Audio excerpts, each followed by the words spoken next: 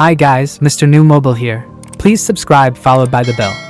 We'll show you how to effortlessly on how you can connect your Google Pixel Watch 2 to an iPhone with just a simple steps with the use of Merge app.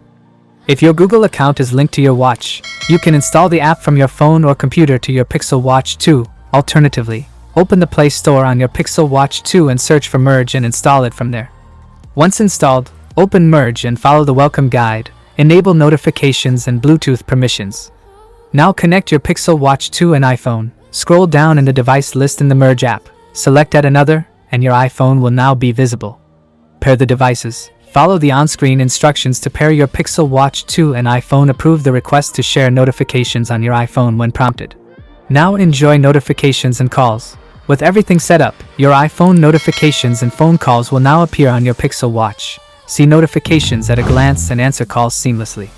Enjoy your Pixel Watch 2 and connected it to your iPhone. You can stay informed and connected throughout your day.